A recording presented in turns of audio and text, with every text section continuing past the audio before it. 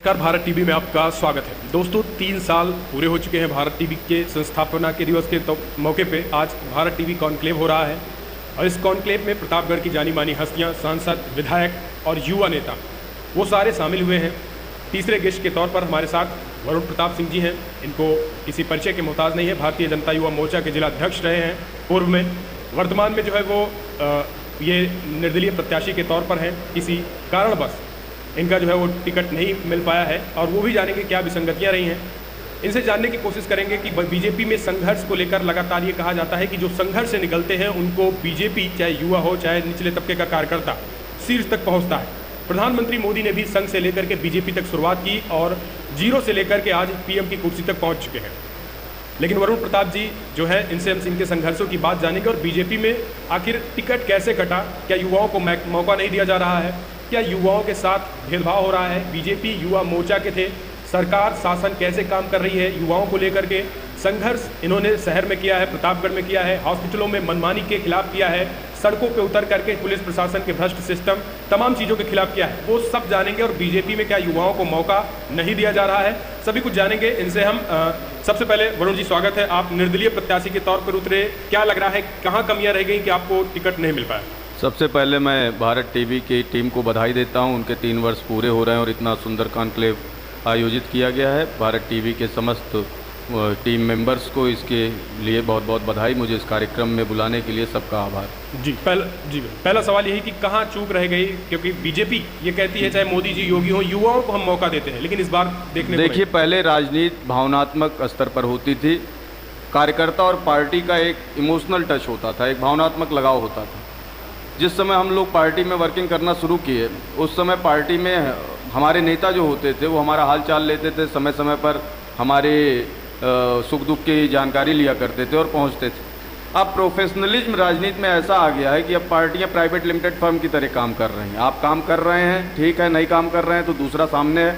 पहले पीढ़ियां जो खपती थी राजनीतिक दलों में कैडर के रूप में, उसका सम्मान आने वाली पीढ़ियों को भी मिलता था, कार्यकर्ता को मिलता था।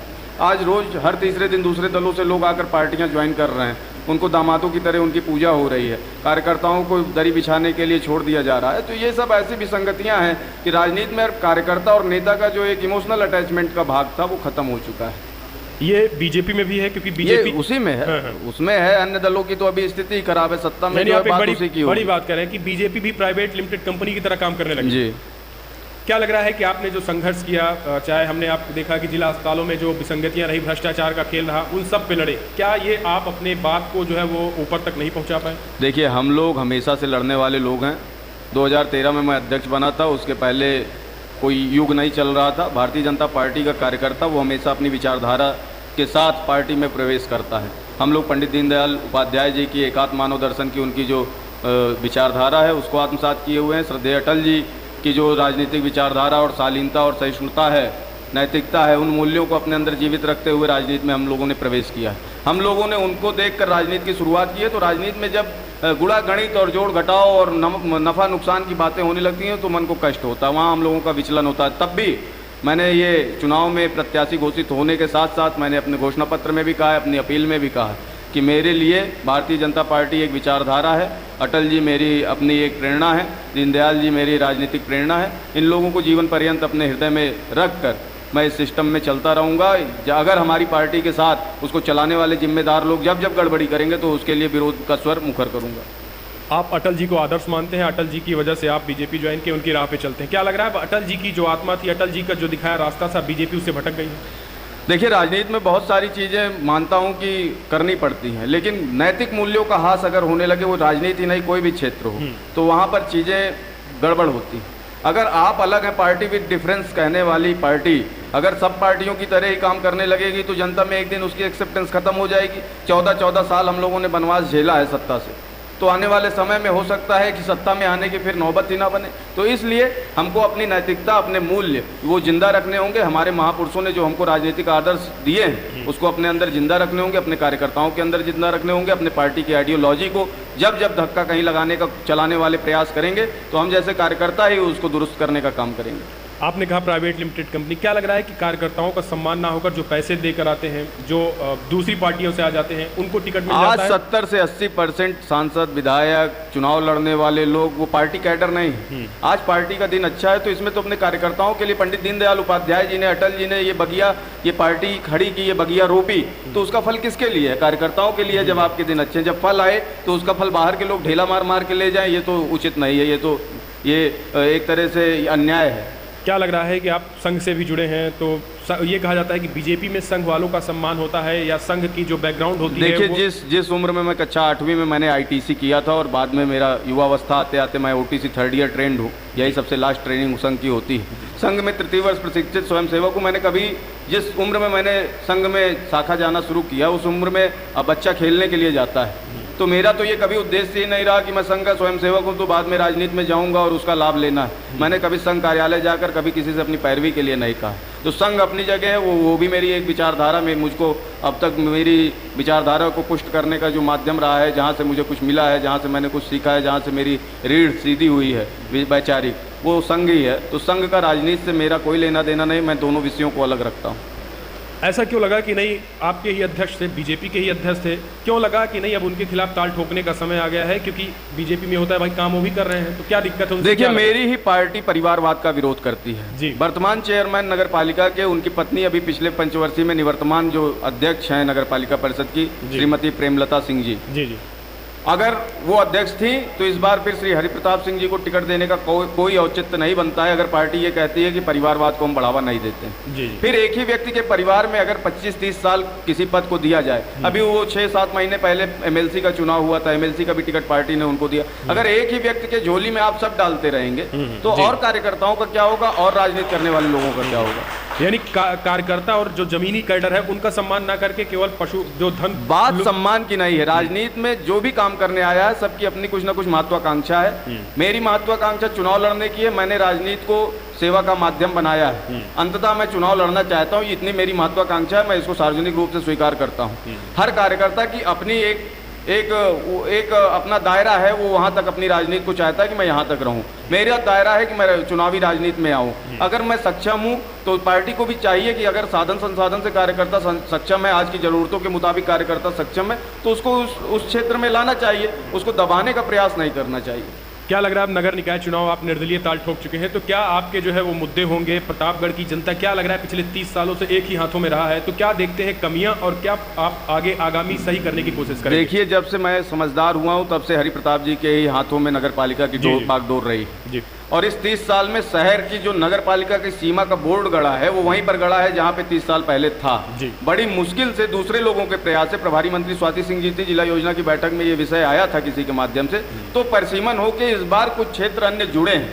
चुनाव दौरान मैं जा रहा हूं उन क्षेत्रों में, वहां इतनी दुर्गम जगहें जोड़ी गई हैं, वो भी अपने चुनावी गुणागणित के हिसाब से उन्होंने कराया है। जहां पर विकास करने में अभी अगले 50 साल खप जाए तो विकास होना संभव नहीं है, ऐसे क्षेत्रों को, ग्रामीण क्षेत्रों को इन्होंने लिया है। फिलहाल वो अलग विषय है, जहाँ चाह वहाँ राह, जब अवसर मिलेगा तो वो जगह भी नगर विकास की जो सुविधाएं वहाँ होनी चाहिए वहाँ होंगी। लेकिन जो है नगर की जो 30 वर्ष की कच्छप गति है, कछुआ चाल है विकास की, अगर कोई भी 30 साल में हाफ एवरेज लाइफ आदमी की 60 वर्ष होती है, 30 साल में आधा जीवन व्यतीत हो जाता है। 30 साल में ये प्रतापगढ़ नगरीय सुविधा के नाम पर शून्य है। यहाँ पर ना गुणवत्तापूर्ण शिक्षा है, ना स्वास्थ्य की व्यवस्था है, ना रोजगार की व्यवस्था है, और हाउस टैक्स के नाम पर सिर्फ हाउस टैक्स वसूली होती है। ना सीवर का पानी, नालियों के पानी की दुर्गंध, पेयजल जो आ रहा है इनका वाटर टैक्स लेते हैं, वो टोटी के पानी को आप मुंह में लगाएंगे, खारा पानी है, उसमें बदबू आती है। इसी तरह आप चले जाएंगे कंपनी गार्डन है, वहाँ करोड़ों रुपए की लाइट का बजट खारिज किया जाता है, लाइटें नहीं बदली जाती, स्ट्रीट लाइटें सब फ्यूज पड़ी हुई हैं, सड़क में सारे गड्ढे आपको दिखेंगे। हम सिर्फ हाउस टैक्स दे रहे हैं, उस हाउस टैक्स के एवज में नगर की सुविधाएं जो एक नागरिक को मिलनी चाहिए वो सारी शून्य है। तो सवाल यही उठेगा कि भैया जीत कैसे रहे 30 सालों से? देखिए, एक चीज़ मैंने जो एनालिसिस किया और जिस कारण मैं इस चुनाव में आया हूं, मेरा कोई उद्देश्य नहीं था नगर पालिका का चुनाव लड़ने का, मैंने सिर्फ यह एनालिसिस किया, मैंने जो समीक्षा की कि पिछले कई वर्षों से राजनीतिक चेहरे का इस चुनाव में अभाव रहता है। विपक्षी दलों में भी ये लोग सेटिंग करके नॉन पॉलिटिकल चेहरे उनको सामने लाके खड़े करते हैं, जिनका 24 घंटे की पॉलिटिक्स के कोई लेना देना नहीं। पिछली बार भी जो पॉलिटिकल चेहरा था वो निर्दलीय लड़ा था, 6000 वोट पाया। अगर उसको समाजवादी पार्टी ने अपना टिकट दिया होता सिंबल, तो 5000 वोट से भारतीय जनता पार्टी के कैंडिडेट हरिप्रताप सिंह को हराता। इसके पहले भी जो है 2012 में भारतीय जनता पार्टी के सिंबल पे रवि प्रताप सिंह टिकट पाए थे, उसमें ये निर्दलीय, वो भी नॉन पॉलिटिकल चेहरा थे, ये निर्दलीय लड़े थे, उस फेस का लाभ पाए। इनके सामने इस तरह का कोई भी राजनीतिक चेहरा नहीं उतरता जो इनको फेस कर सके। इस बार ऐसा हुआ है कि 2023 के चुनाव में 24 आवर्स 365 दिन राजनीति करने वाला एक युवा चेहरा उनके सामने है। और सौभाग्य से मेरा चुनाव निशान शंख है, और एक परिवर्तन के शंखनाद की पिछले 5 दिन के कैंपेनिंग में ये दरवाजे से लोग कह रहे हैं कि परिवर्तन का शंख अब इस बार नगर पालिका में बज रहा है और वो बज के ही रहेगा। यानी इस बार आप मानते हैं कि बदलाव होने वाला है? बिल्कुल निश्चित। 24 किलोमीटर मैं प्रतिदिन पैदल चल रहा हूँ, वार्डों में एक वार्ड की एक व्यवस्थाओं को देख रहा हूँ, प्रत्येक के घर जा रहा हूँ। सब ये कह रहे हैं कि आज तक अभी तक कोई प्रत्याशी अध्यक्ष पद का मेरे दरवाजे नहीं आया। तो जाहिर सी बात है, मैं सबके दरवाजे जा रहा हूँ, वो किस व्यवस्था में रह रहा हूँ उसको देख रहा हूँ, तो लोग मेरा चुनाव करेंगे, मुझको पसंद करेंगे और मुझको उनकी समस्याओं से मैं पूर्व अवगत हूँ। यानी एक बड़ी बात आप करेंगे, यानी विपक्ष में भी अभी मजबूत प्रत्याशी ना होना जो है इनकी जीत का एक बड़ा कारण यही मुख्य कारण है, बाकी सब अफवाह है। इनके सामने कोई पॉलिटिकल चेहरा ना आना ही इनकी एक तरफा जीत का कारण है। शहर में अगर घुस जाए तो अभी भी जाम की समस्या जो है पिछले 30 साल जस की तस बनी है। नालियां अगर थोड़ी सी भी बारिश हो जाती है तो फिर वो बजाने लगती हैं, पानी ऊपर सड़कों पर बहता है। मैं अपना घोषणा पत्र साथ में लेके आया हूँ जी। आप सोचिए, इनके फेवर का सभासद जो नहीं रहता उसके 5 साल वो 1 रुपए का मोहताज रहता है, उसके वार्ड में कोई विकास कार्य नहीं होते, तो जाहिर सी बात है नाली बजाएगी। मैंने यहाँ पर घोषणा की है, पहला पॉइंट है सभासदों को आकस्मिक निधि। यानी एक बड़ी बात है, काम लेने के लिए इनका फेवर करना पड़ेगा। हाँ, इनका फेवर करना पड़ेगा, कोई सभासद काम नहीं। अभी कैंपेन में ये लोगों से बोल रहे हैं कि जिस वार्ड से ज्यादा वोट मिलेगा वहां ज्यादा विकास करूंगा। अरे वाटर टैक्स, हाउस टैक्स सब नागरिक दे रहे हैं, ये कौन सी बात है कि आप जिस वार्ड से ज्यादा वोट मिलेगा उसका ज्यादा विकास करेंगे? नागरिक तो 1,20,000 वोटर यहाँ सब जो है, आप किसी न किसी को दल को वोट करने वाले, वाटर टैक्स, हाउस टैक्स तो सब नगर पालिका को देंगे। विकास का सबका समान रूप होना चाहिए, सबको समान रूप से सुविधाएं मिलनी चाहिए। इस तरह का भेदभाव और धमकी भरा लहजा इस्तेमाल करने की क्या बात है? 30 साल से नालियां जो बजा रही हैं उसका कारण यही है कि वोट की राजनीति कर करके लोगों को नालियों की दुर्गंध घरों तक और नालियों का पानी घर के अंदर तक अपने आने पे मजबूर करना पड़ रहा है। यानी आप ये कह रहे हैं कि उस पार्टी के अध्यक्ष की बात कर रहे हैं जो सबका साथ सबका विकास ये कहती है, यानी निचले स्तर पे अध्यक्ष जी क्या कर रहे हैं ये हाईकमान को पता नहीं है, या फिर जानबूझकर ये जिताऊ कैंडिडेट बन जाते हैं इसलिए इनको टिकट दे दिया जाता है? सारा मैनेजमेंट है ये, कोई उसमें कोई बड़ी गणित नहीं है, सारा मैनेजमेंट है। ये सिर्फ मैनेजमेंट गुरु हैं, ये इसी तरह की वोट की गणित बैठा के जहां ज्यादा वोट मिलेगा वहां ज्यादा विकास होगा, ये इनकी थ्योरी है। और ये थ्योरी इस बार फेल होगी, जनता इनको सिरे से नकार रही है, और इस बार आपको अप्रत्याशित नतीजे इस निकाय चुनाव में देखने को मिलेंगे। क्या प्रतापगढ़ कैसे बदलेगा, जरा बताइए, क्या घोषणा? देखिए, मैंने सभासदों, चाहे वो जिस दल से सभासद जीत के आएगा, निर्दल जीत के आएगा, मैंने सभासदों को एक आकस्मिक निधि, कंटिजेंसी फंड अलॉट किया है कि कहीं नाली टूट जाए, कोई गड्ढा हो जाए, कोई सड़क गिर जाए, टूट फूट जाए, कहीं नाली बहने लगे, कोई खंभा गिर जाए, उसके पास इतनी निधि रहेगी कि उसको नगर पालिका अध्यक्ष के दरवाजे तक ना आना पड़े, वो तुरंत तत्काल प्रभाव से अपनी निधि से इस तरह की मरम्मत और रिपेयर का काम करा ले। दूसरा, मैंने कहा है कि वार्डों की खुली बैठक में सभासद और नागरिकों के साथ हम विकास का ब्लूप्रिंट तैयार करेंगे। ये खुली बैठकों में तय होगा कि इस वार्ड में क्या काम प्राथमिकता पर होने हैं। ये बातें हमने जो है बिल्कुल खुले मंच से कही है कि खुले फील्ड में ये बैठक होगी।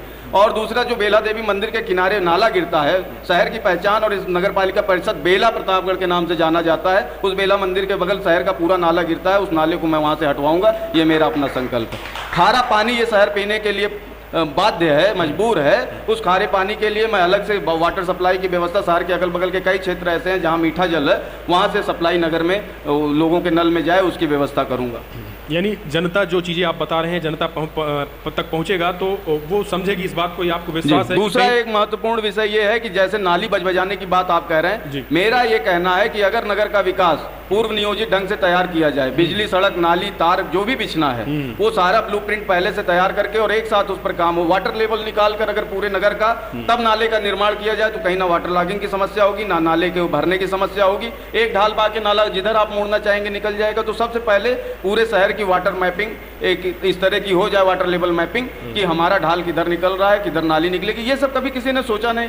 इनके पास पर्याप्त निधि, पर्याप्त धन है, पर्याप्त बजट है, इन सब पे इनको काम करना चाहिए, बड़े इंजीनियरों से बात करनी चाहिए, लेकिन पता नहीं इन लोगों की क्या सोच है, ये मेरी समझ के बाहर था। इसलिए मैं इस चुनाव में अपने यहाँ की जनता के सही मुद्दे हैं उसको मैं अपने घोषणा पत्र में लेके आया। अच्छा, क्या लग रहा है कि जैसे ये तो आप बता रहे हैं प्रतापगढ़ के मुद्दे, लेकिन प्रतापगढ़ के मुद्दे से डाइवर्ट करने के लिए अब केंद्रीय मुद्दे लाए जाएंगे। अब ये भी हो रहा है कि अतीक अहमद का मुद्दा इसमें लाया जाएगा, देखिए राम राज्य लाया जाएगा। देखिए तो प्रतापगढ़ की जनता क्या लग रहा है कि उन मुद्दों को सबसे ज्यादा प्राथमिकता दे या आप जो दिखा रहे हैं? देखिए, स्थानीय लोगों की स्थानीय समस्याएं, योगी मोदी से बैर नहीं, वर्तमान बदहाल नगर पालिका व्यवस्था की खैर नहीं, ये मेरा नारा है, मेरे साथ चल रहा है, मेरी अपील में चल रहा है, मेरी गाड़ी प्रचार में चल रहा है। मेरा विरोध पार्टी के नेताओं से नहीं है, पार्टी की विचारधारा से नहीं। यहाँ की जो स्थानीय समस्याएं हैं, मेरा विरोध उससे है। जो बदहाल यहाँ की नगर पालिका की व्यवस्था है, मेरा विरोध उससे है। मेरा विरोध यहाँ के वर्तमान राजनीतिक तंत्र से है, जो जुगाड़ तंत्र का राजनीति चल रहा है यहाँ पर, उससे है। और इन सब चीजों को जनता स्वीकार कर रही है। सब ने एक मत से कहा है कि हम शंख बजाएंगे। शंख बजाएंगे, यानी आप मानते हैं कि केंद्र में बैठी सरकार हो या फिर लखनऊ में बैठी सरकार प्रदेश में, वो सही चल रही है, लेकिन वर्तमान में जिला अध्यक्ष जो है इनकी ये पूरी तरीके से भ्रष्ट। और मैंने स्थानीय स्तर पर, जहाँ मैंने जन्म लिया है, जहाँ मैं पला बढ़ा हूँ, जहाँ का अनाज खाया हूँ, जहाँ मैंने शिक्षा ग्रहण की है, जहाँ मुझे संस्कार प्राप्त हुए हैं, वहाँ की व्यवस्था अगर सरकार हमारी जो चाह रही है, जो योगी मोदी जी चाह रहे हैं, उसके अनुकूल यहाँ के स्थानीय लोग नहीं कर रहे हैं, तो उसके खिलाफ मेरा ये विद्रोह है। और उस विद्रोह को मैं मुखर होकर करूंगा, उसके लिए चाहे जिस हद तक जाना पड़े।